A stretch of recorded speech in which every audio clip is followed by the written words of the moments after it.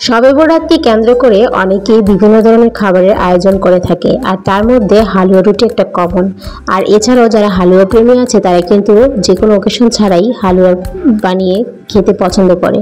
তো আসসালামু আলাইকুম এভরিওয়ান, সবাই কেমন আছেন? আই হোপ আলহামদুলিল্লাহ আপনারা সবাই খুবই ভালো আছেন। তো স্বাগত জানাচ্ছি আমার মিসেস জহিরুজ ড্রিম পেজে।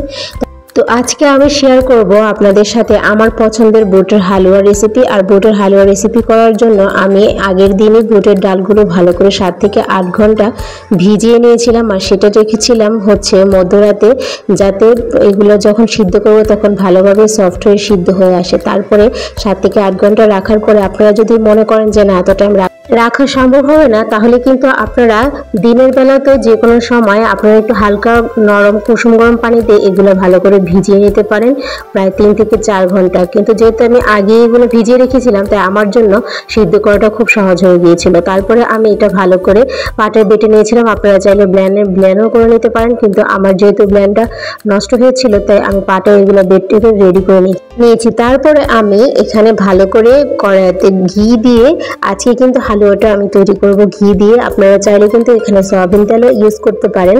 তারপরে এটার মধ্যে ভালো কিছু এলাচ, দারচিনি, তারপরে তেজপাতা দিয়ে আগে ভালো করে ভেজে তারপরে আমি আমার সেই বেটে রাখা হালুয়ার যে উপকরণ ছিল ডালটা, বুটের ডালটা ভালো করে দিয়ে এখানে নেড়ে চেড়ে নিব।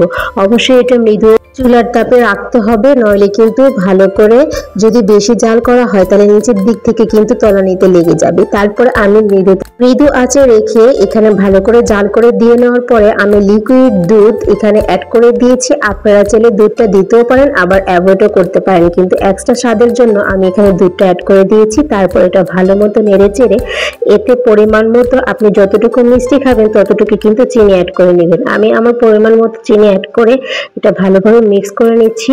তারপরে দেখুন এটা আস্তে আস্তে কিন্তু ভালো করে নেড়ে নিতে হবে। তারপরে যখন আপনার ভালো করে এটা মিক্স হয়ে যাবে আমি এর মধ্যে আরো কিছু একটু লবণ অ্যাড করে দিব। অনেকেই মিষ্টি জিনিসে লবণ অ্যাড করে না, কিন্তু আমি একটু লবণ অ্যাড করে দিলাম যাতে মিষ্টির যে স্বাদটা সেটা পারফেক্ট হয়। তারপরে এটা জাল দিতে দিতে একসময় ঘন হয়ে আসবে।